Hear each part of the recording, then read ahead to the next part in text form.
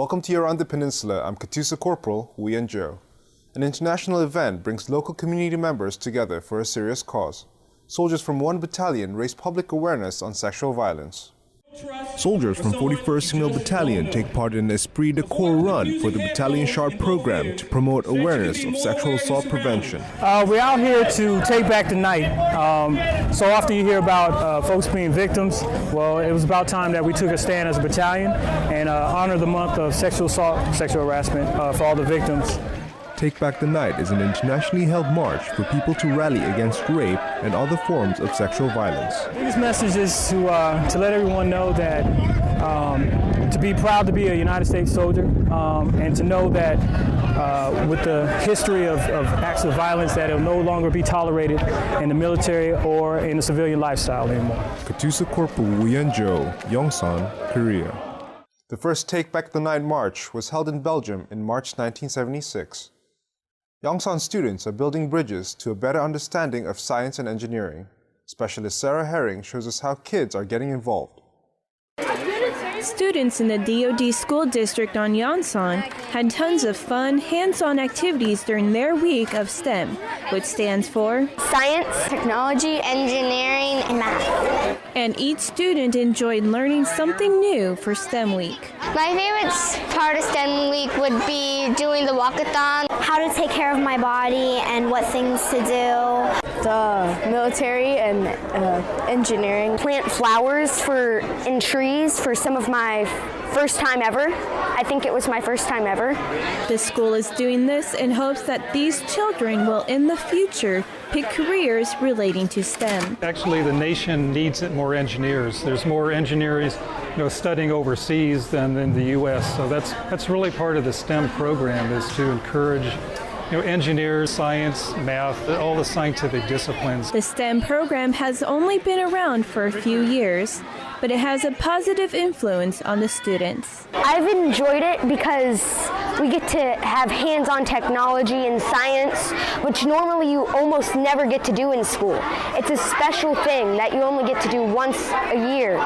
With the military's influence, the students show a positive future for STEM. Specialist Sara, Seoul, Korea.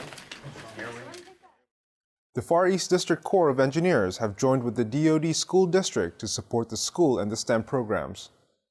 It is hard to know when or how you meet your lifelong friend. Specialist Farris has a story of one U.S. soldier who is actively building friendship while showing his talent. He took second place in last year's Katusa U.S. Soldier Friendship Week talent show. This year, he's the opening act. How y'all feeling? Y'all feeling good? Y'all ready for this? When I stepped on the stage, I was like, oh my God, they got me as the first act. And historically speaking, like when you're the first act, it's like first to go, the first one to be forgotten, or the last place, But when I got on the stage and I said something to the crowd, the response that I got back was just wonderful. This is Sergeant McIntosh's third year to build friendships that will outlast Friendship Week. This is my Katusa right there. We do marathons, we do hiking, man, we do everything. So most definitely, it does build a stronger bond. Sergeant McIntosh is participating in a variety of events during the Friendship Week. He's most confident in the 5K team run. I like to just dig in, full sprint, make up whatever time I lost going down. So the run was pretty exciting. Whew. It's painful. Oh my God. I would say don't be afraid. You know what I'm saying? You have something, come on out. Get on stage and have some fun. Specialist Farris, USAG Yongsan, Korea. This year's Katusa U.S. Soldier Friendship Week commemorates the 60th anniversary of the ROK-US Alliance. Just shy of 10 years old, a little girl strives to master her trade. Senior Airman Nancy Kasberg introduces us to a musical prodigy.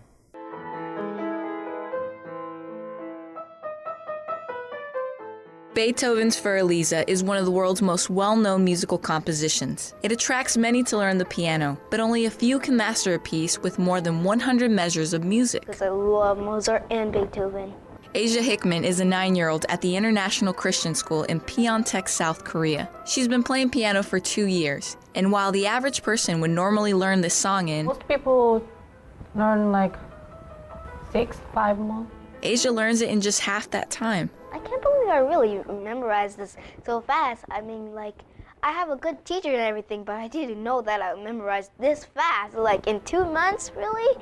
I asked her piano teacher, Miss Yumi Kwak, why Asia is able to learn songs so quickly. She practices a lot in other keys. She's smart in another key. That's it.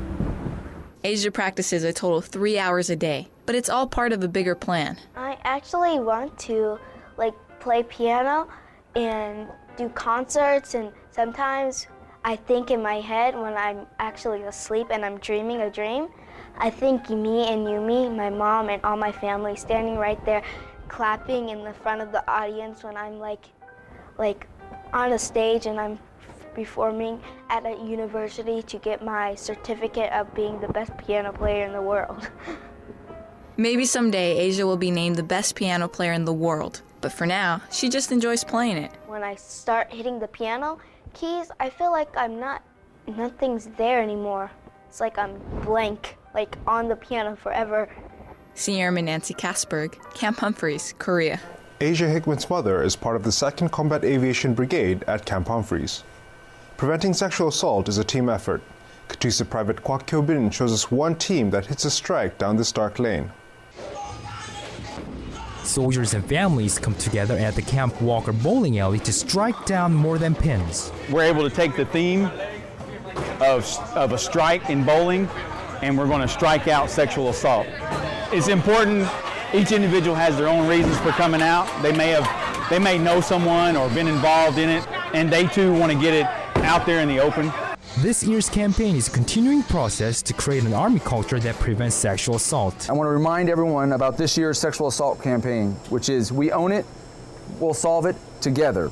You have to be proactive. The point of this campaign is not just to teach people to react properly in an event of a sexual assault. It's to train everyone to be proactive and prevent sexual assaults from occurring. Competitors enjoy different styles of bowling, such as throwing backwards or two-handed. I think it's a chance for everybody to come out and learn about the SHARP program and, just get experience from other people in other units, what they're experiencing in their unit and the things that they see that's going on in their unit. I just want to say I hope everybody comes out and have a good time. Katusa Private First Class Kwak Camp Walker, Korea. The SHARP team has also organized kickball and dodgeball events. The seasons are changing across the peninsula, and as flowers bloom, so does one seasonal health risk. Airman First Class Corrine Jones tells us more. Springtime in Korea brings beautiful flowers, nice warm air, and dust clouds.